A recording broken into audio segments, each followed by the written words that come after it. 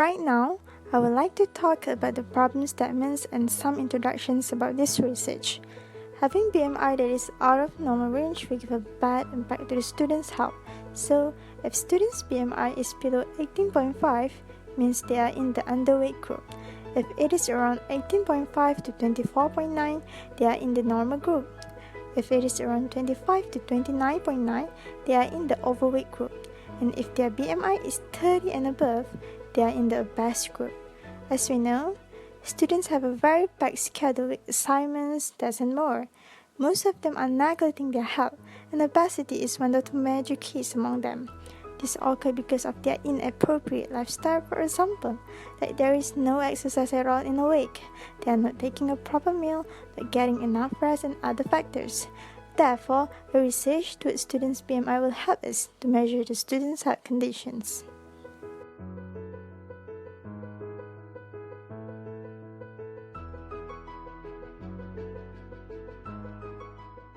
For the research objective, the first one, to determine the relationship between the number of sleep per day and the BMI of the students. Second, to determine the relationship between the number of exercises per day and the BMI of the student. And last, to determine the relationship between the number of meal time per day and the BMI of the students.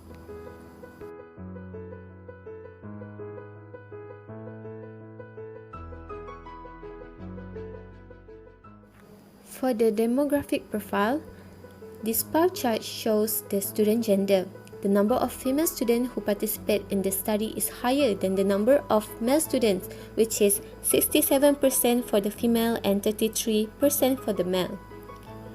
Altogether, the total number of respondents is 224 students. The next pie chart shows the percentage of students' age. The number of students aged 21 is the highest with 44.3%, while the number of students aged 15 is the lowest. The rest are in the between, which are 12.6% for age 20, 12.9% for age 18, 7.2% for age 22, 6.5% for age 23, and the other 16.5% is for age 28, 27, 25, 24, 19, 15, and 13. This is the coefficient table for analysis A. Okay, based on the coefficient table, it shows that some of the variables are not significant because the p-value is greater than alpha 0.05, which are variable age, x1 sleep per day, and x2 exercise per day, while the other variables are significant since the p-value is less than alpha 0.05, which are variable gender and x3 intake of meals in a day. Besides that, based on the standard error and variance inflation factor value, it proves that there are no multicollinearity exists in the model. Therefore, the variables that will be used in the model are gender and x3 only.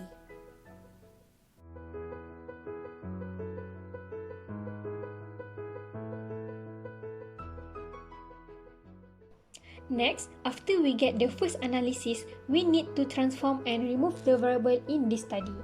From this table, we can see that the variable age, the number of sleep per day, and the number of exercise per day are not significant because the p-value is not lower than 0.05.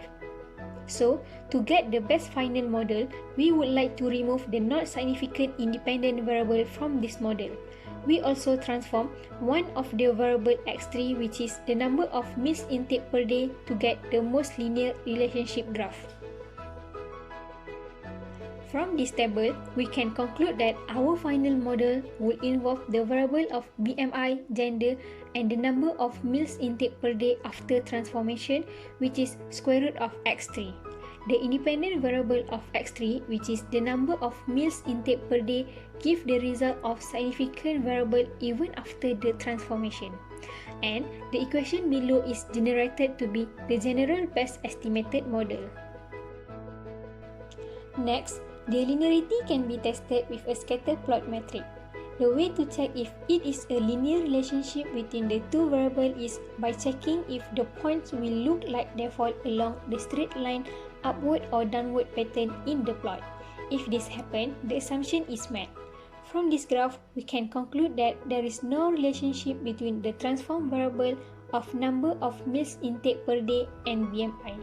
There is a problem to get the best linear relationship in this model because if we transform until getting the most linear relationship, it will affect the significant value of our model. So, we stop until getting this linearity. This slide shows QQ plot of residuals for BMI, which is the residual versus quantile. The graph shows that the error terms are normally distributed after we apply the square root transformation for the variable x3. Therefore, the graph of residuals become normally distributed compared to the previous model, which is not normally distributed. It can be seen that almost all points lie on the 45-degree line on the QQ plot.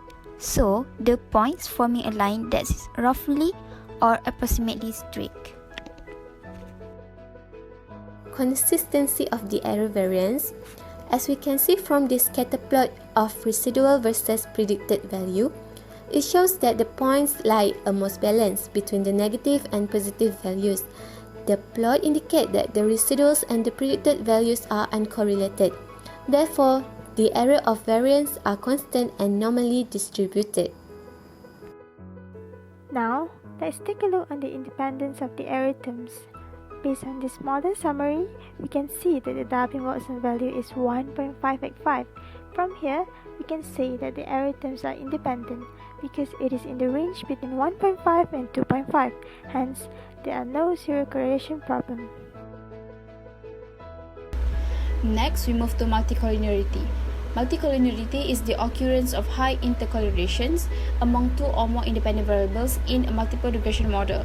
Multicollinearity exists when the variance inflation factor VIF value is greater than 10 and the tolerance statistic value TOL is less than 0.2. So if you look at the table shows the value of the variance inflation factor is 1.02788, which is not greater than 10, and the value of the tolerance statistic is 0.97288, which is greater than 0.2. Therefore, we can conclude here that there is no multicollinearity.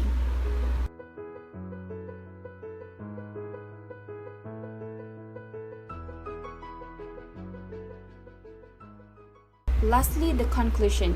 The research was conducted among 10% of all the total students in Malaysia. At first, there was a problem during the analysis of this project due to the lack of the model adequacy.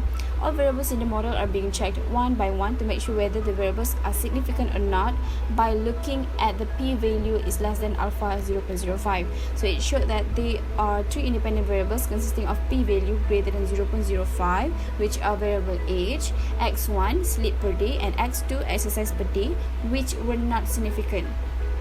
Therefore, the variables that we use in the model are only gender and x3 meals intake in a day. So after that, we check for the linearity for each variables. The scatter plot for each variable shows that they are not linear. We also have detected the outliers by using Cook's D. Therefore, we transform the variables x3 by using square root x3. Generally, the model adequacy is being checked again. It found that there were still problems. This is because the scatter plot between BMI and the number of meals time per day are still not linear. Then the variables are transformed again. But after we perform the transformation again, we still cannot get the best linear relationship because it will affect the significant value in our model. So, we only transform 2 times at least to get the almost linear relationship between the number of meals time per day and BMI. So in the final model, we managed to fit the linearity between the variables to become almost linear. The error term is normal, error variance becomes almost constant, error terms are independent, and the outliers become smaller.